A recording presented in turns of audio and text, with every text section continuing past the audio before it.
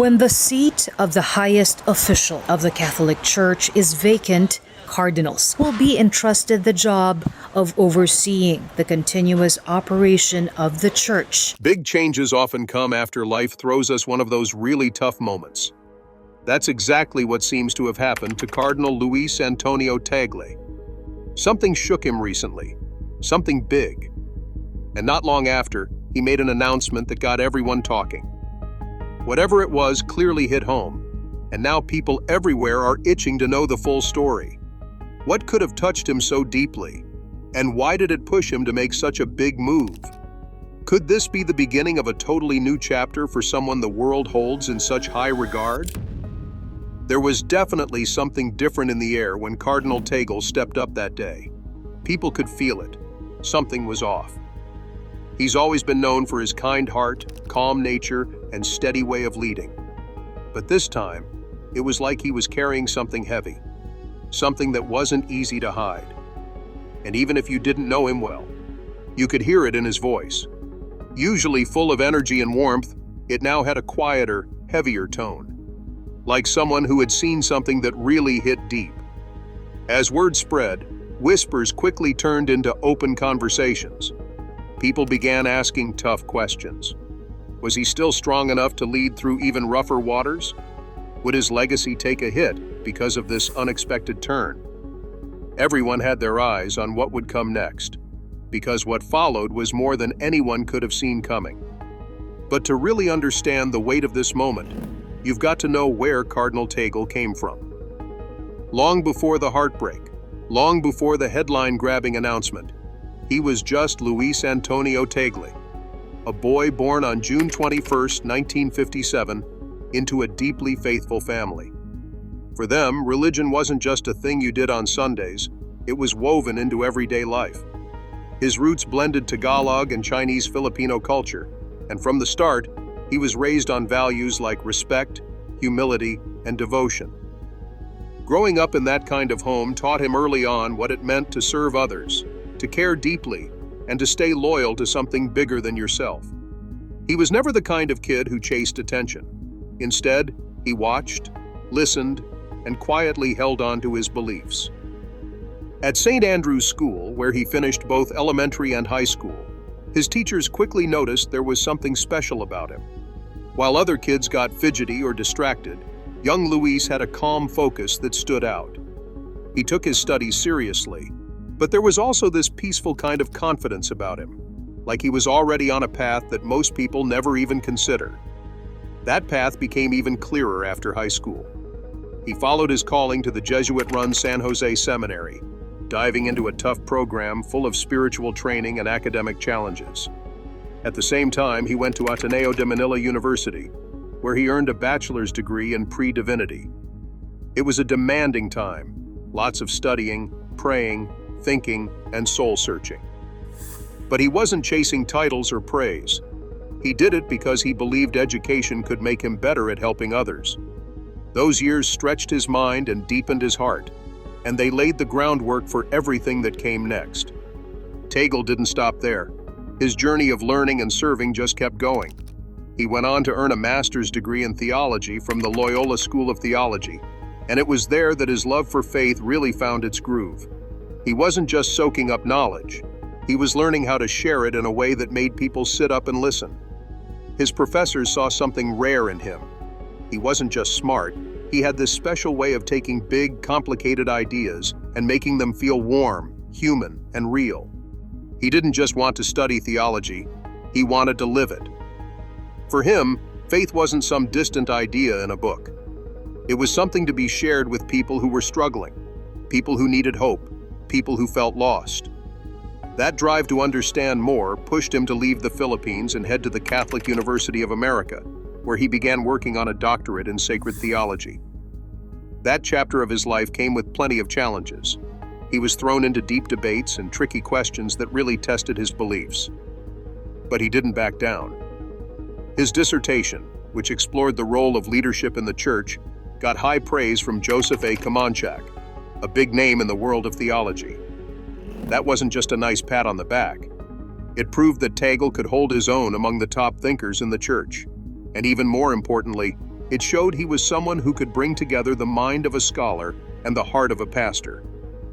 On top of all that, he picked up a bunch of languages: Filipino, English, Italian, Latin, which made it easier for him to connect with people from all walks of life. But he didn't treat his degrees or his language skills like shiny trophies to show off. They were simply tools, ways to serve, to teach, to reach out. His whole approach was about keeping faith simple and close to the heart, not turning it into something abstract or out of reach. Every challenge, every class, every late-night prayer shaped him into the leader he eventually became. The man trying to steady the ship during a time of uncertainty, carrying both the weight of his beliefs and the hopes of so many people who looked up to him. Eventually, everything he'd worked so hard for began to fall into place. In 1982, after years of study, reflection, and soul-searching, he was ordained as a priest. It was one of those proud, emotional moments that felt bigger than just one person. Everyone who knew him, family, friends, mentors, felt it. Watching him stand at the altar, wearing the simple robes of a new priest, you could tell this wasn't about titles or power. He had made a quiet promise to God and to the people, to serve with kindness, honesty, and humility. After that, he got to work. He spent years in different roles all across the Philippines. Some days he was teaching in classrooms, helping young people understand their faith.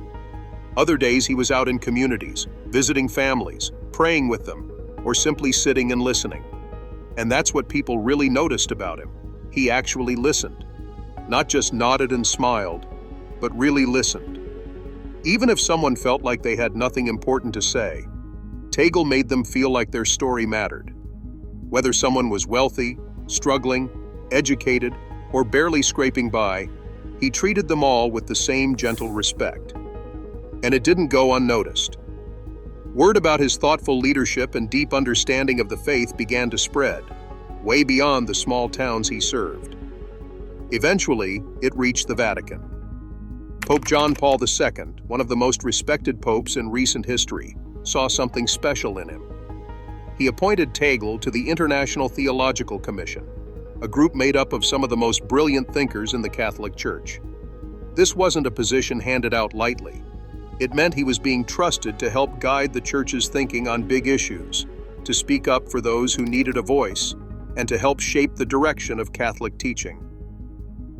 While working with the Commission, Tagle got pulled deeper into the Church's rich, complex past. He joined a major research project focusing on the Second Vatican Council, more commonly known as Vatican II. But instead of getting lost in academic jargon, he approached it differently. He looked at it through the eyes of everyday people. He asked the big question: what did this huge church event actually mean for the average Catholic trying to make sense of life and faith? What really set his work apart was the heart he brought into it. He didn't just throw facts and history at people, he helped them feel it. He wanted folks to understand what Vatican II had meant, how it changed things, and what kind of hope it had sparked in the everyday lives of believers.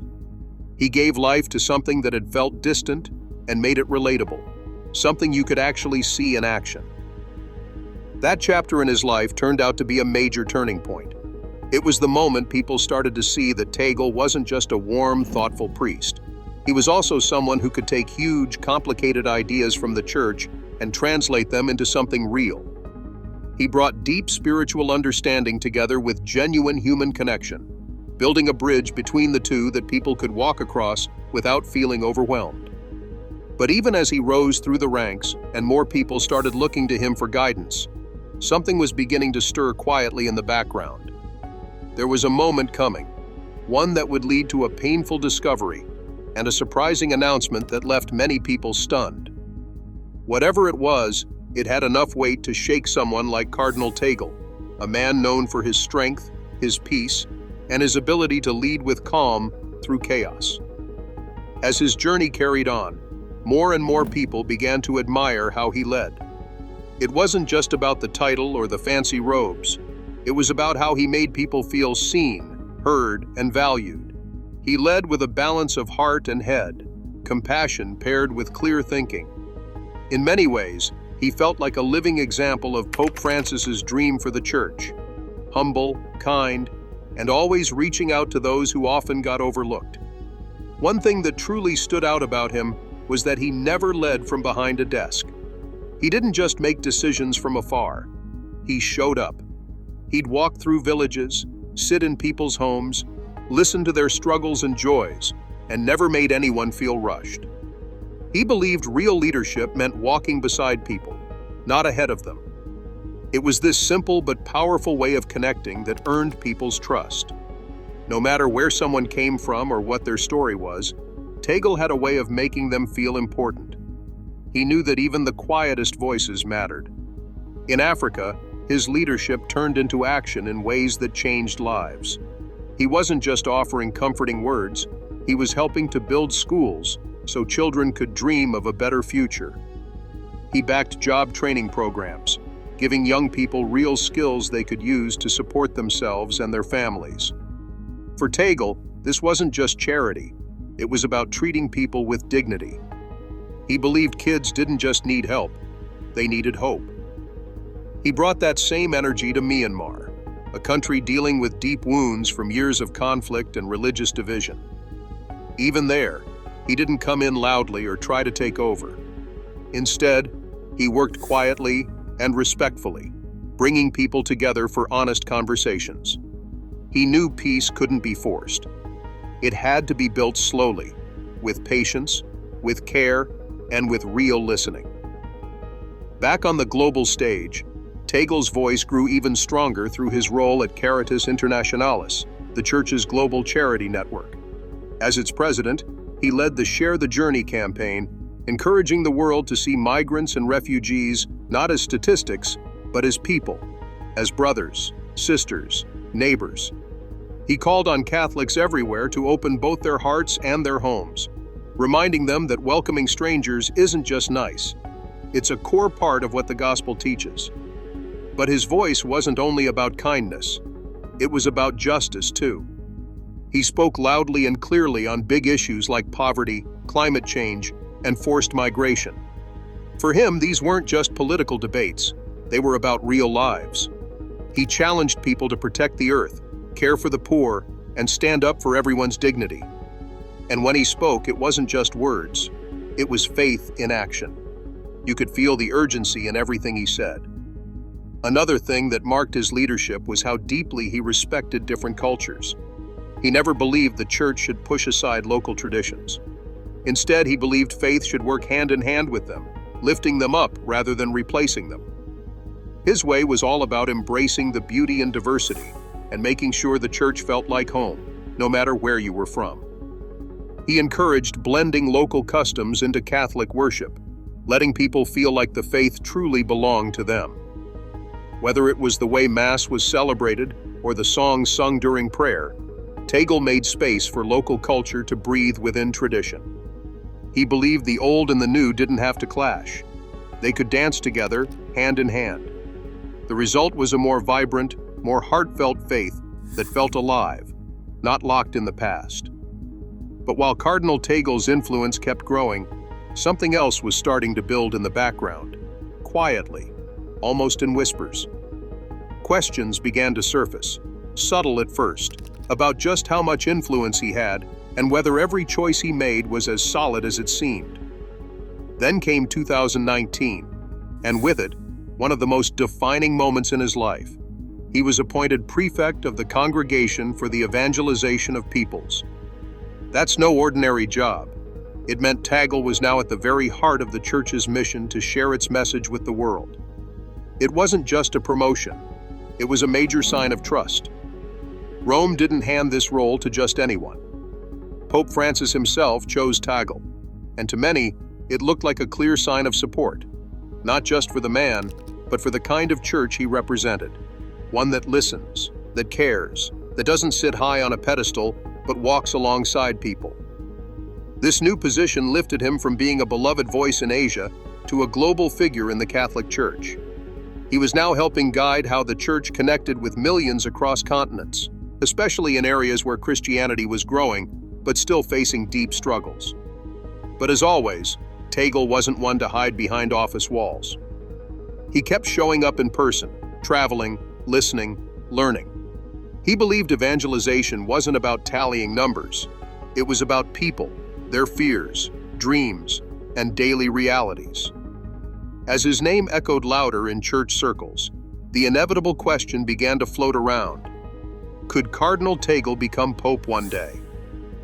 It wasn't just idle chatter. He had the right mix of qualities: a wide appeal, genuine humility, and a gift for making everyone feel seen. He was someone who could tackle hard theological issues, but also sit beside someone who felt lost or forgotten and make them feel whole again. And it wasn't just his personality. His values matched closely with those of Pope Francis. They both held a deep love for the poor. They both pushed for a simpler, more honest church. And they both believed that faith shouldn't just be preached. It had to be lived, in actions, in kindness, in showing up for others. For many watching the church from both inside and out, Tagle felt like a guiding light in stormy times. But being admired and influential doesn't come without its burdens. The higher he rose, the heavier the expectations became. Every move, every silence, every word was picked apart, not just as something happening now, but as a possible preview of what kind of pope he might be. And in the background, the debates began to grow louder. Was he really ready for that kind of future? Could he carry that much weight? Just as it looked like his journey was heading toward something even greater, a sudden and heartbreaking discovery shifted everything. The announcement he made wasn't just another news headline. It landed like a stone in still water, sending shockwaves through the church and shaking the very path people thought he was walking. Something big had changed, and it left many wondering where his story was truly headed. So what exactly happened? What revelation cast such a long, unexpected shadow? Stick around, because what comes next could shift how we see everything. Take Cardinal William Goh of Singapore, for instance. For many conservatives, he became a kind of counterbalance to Tagle. While Tagle often spoke about compassion, dialogue, and making room for everyone, Goh stood firmly on traditional ground, rarely leaving space for interpretation. This contrast raised a big question in church circles. Could Tagle's gentler, more inclusive approach really hold together a church already stretched thin between tradition and change? Tagle's more progressive leanings didn't sit comfortably with everyone. His efforts to make the church more welcoming, especially toward LGBTQ+ Catholics, sparked strong reactions. To be clear, he never pushed to rewrite doctrine. But the way he emphasized listening and pastoral care was enough to make some traditionalists uneasy. They worried that he was opening doors that should stay closed. To critics, he looked too flexible.